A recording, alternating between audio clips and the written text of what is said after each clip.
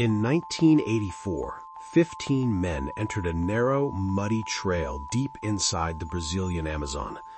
They were prospectors, garimpeiros, chasing a rumor of a hidden gold vein said to be guarded by a violent local clan. By the next morning, every single one of them had vanished. For 25 years, the jungle swallowed the truth. But when an aging man walked into a small police station in ACRE and quietly said, "I know where the bodies are," the entire region's most feared secret finally came to the surface. This is the Amazon Trail Massacre. The group consisted of 15 prospectors from different towns in the northern region of Brazil. They weren't wealthy. Most had been working informal mines for years, moving from site to site, always searching for a vein that would finally change their lives.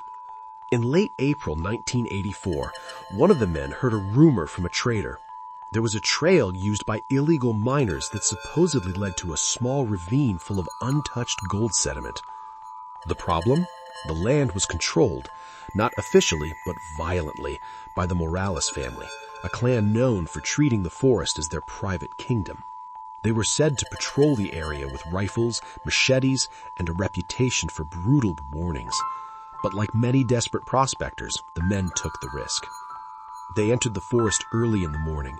By 9 p.m., they were expected to radio back to the nearest village for check-in, but the radio remained silent. By dawn, a small search team went after them, and all they found were trampled leaves, a torn backpack, and a destroyed campsite. No bodies, no signs of struggle, just absence. Word spread quickly. 15 grown men don't vanish in the Amazon without someone making them disappear. Locals whispered that the Morales clan had issued warnings months earlier. Anyone entering our gold trail doesn't come back. Police officers assigned to rural regions in 1984 had limited resources. Helicopters were rare, drones didn't exist, and the forest canopy made aerial spotting nearly impossible. Some officers believed the group got lost. Others insisted they were attacked by illegal miners or wildlife. But people living near the trail knew the truth long before the authorities did. No one, absolutely no one, entered Morales territory without permission, and those who tried simply never returned. For decades, the case remained unsolved, unofficially considered a jungle disappearance. But the reality was far worse. In 2009, 25 years later, a man named Raul Morales walked into a rural police station. He was thin, sick, and carrying a small notebook. He told officers he wanted to confess before he died.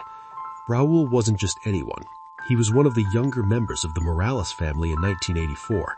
He had been present on the trail the night the prospectors disappeared. His voice reportedly shook as he said, "They never stood a chance. We ambushed them because they crossed our claim." According to Raul, the Morales family considered the gold ravine their lifeline. Any outsider was treated as a thief. When the 15 men were spotted on the trail, the clan surrounded them at dusk. Raul described an execution carried out with military-like coordination. The prospectors were tied, questioned, beaten, and eventually killed, their bodies buried along a riverbank, later swallowed by forest growth. The officers listening to him described the confession as methodical, emotionless, and disturbingly detailed. With Raul's confession, authorities reopened the cold case. The challenge? The rainforest had reclaimed the area for more than 22 years.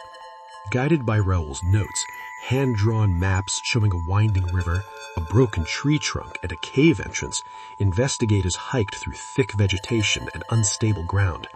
After days of searching, they found it. A shallow depression near the river, filled with disturbed soil. Archaeological forensic teams were brought in.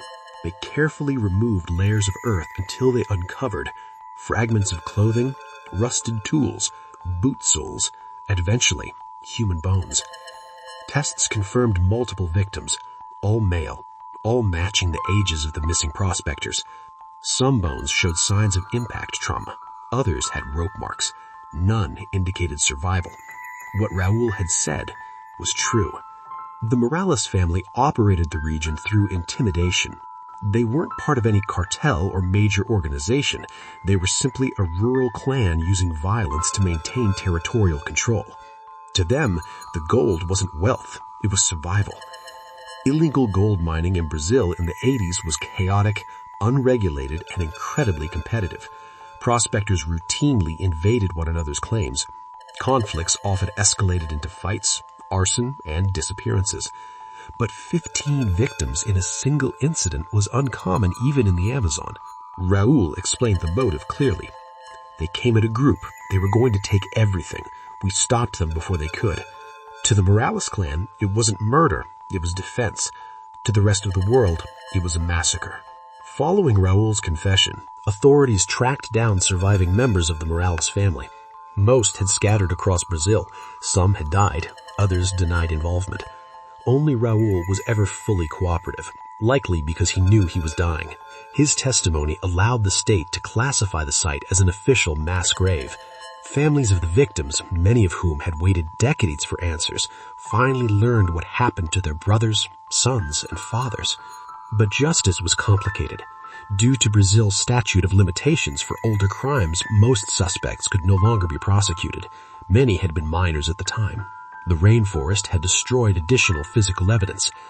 In the end, Raul's confession didn't lead to a wave of convictions, but it did provide something equally rare in Amazon disappearances.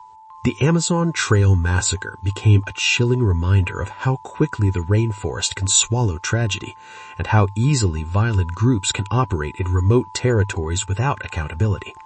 For 25 years, families assumed their loved ones were lost to the wilderness. Instead, they were victims of a secret guarded by silence, fear, and a trail that no one dared walk again. Even today, locals say the rainforest around that river seems quieter than the rest. Not haunted, not supernatural, just heavy with the weight of what finally came to light.